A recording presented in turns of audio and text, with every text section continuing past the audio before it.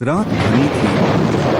जंगल के बीचों बीच बुद्ध अपने शिष्यों के साथ ध्यान में लीन थे। चंद्रमा हल्की रोशनी बिखेर रहा था, लेकिन वातावरण में कुछ अजीब था।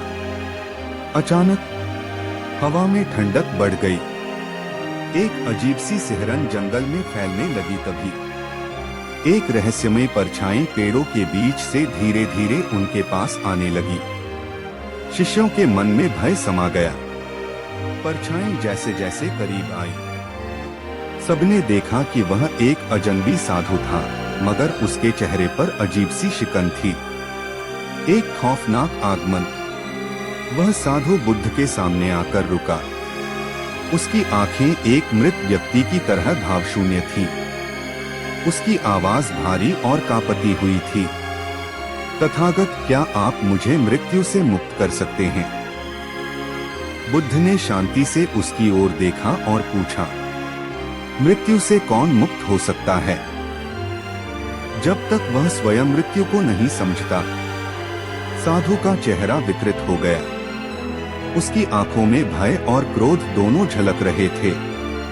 उसने कांपते होठों से कहा, मैं मृत्यु को देख चुका हूँ, असली मृत्यु, और मैंने जो देखा वह इंसान के सहने लायक नहीं है। साधु ने बताया कि वह कभी एक महान तांत्रिक था, जो मृत आत्माओं से संपर्क करने के लिए गहरे तंत्र मंत्र में लिप्त था। एक रात उसने एक ऐसा अनुष्ठान किया जिससे काल के द्वार खुल गए। अचानक एक भयानक काली आकृति प्रकट हुई। उसके सिर पर 3 आंखें थीं।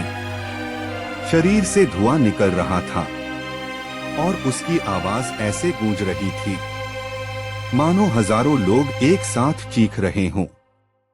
वह आकृति गर्जी, अब तुम अर्धमृत्युओं के लोक में रहोगे, ना पूरी तरह जीवित, ना पूरी तरह मरे हुए। एक श्राप जो समाप्त नहीं होता। उस दिन से साधु की छाया इंसानों जैसी नहीं थी। कभी उसकी परछाई लंबी होती, कभी छोटी, कभी वह खुद को देखता तो उसकी शक्ल एक हड्डियों के ढांचे में बदल जाती।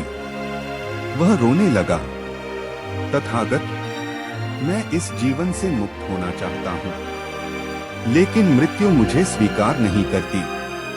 मैं ना जी सकता हूँ, ना मर सकता हूँ। बुद्ध कुछ क्षण शांत रहे, फिर उन्होंने अपनी आंखें बंद की और गहरी सांस ली। पूरा जंगल अचानक निर्जीव सा हो गया। न पत्तियां हिल रही थीं, न कोई आवाज आ रही थी। फिर बुद्ध बोले, मृत्यु का भय ही तुम्हारा असली श्राप है। जब तक तुम भयग्रस्त हो, तुम इस लोक और परलोक दोनों में भटकते रहोगे। बुद्ध ने अपनी हथेली ऊपर उठाई और मंत्र पढ़ने लगे। तभी साधु अचानक कांपने लगा। उसकी आंखों से काले आंसू गिरने लगे। उसका शरीर हिलने लगा और अचानक उसकी चीख जंगल में गूंज उठी। शिष्य घबरा गए, लेकिन बुद्ध शांत रहे। साधु के शरीर से कई आत्माएं निकलने लगी, जो अंधकार में विलीन होती जा रही थीं। उसकी आंखें सफेद हो गईं और शरीर राख में बदलने लगा। परंतु तभी जब सबको लगा कि साधु मुक्त हो गया, तब अचानक उस राख से एक भयावह हाथ निकला। एक गहरी गूंजती आवाज आई, बुद्ध, तुमने मेरी योजना को अधूरा कर दिया। मैं फिर लौटूंगा।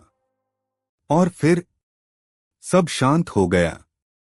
बुद्ध का अंतिम संदेश।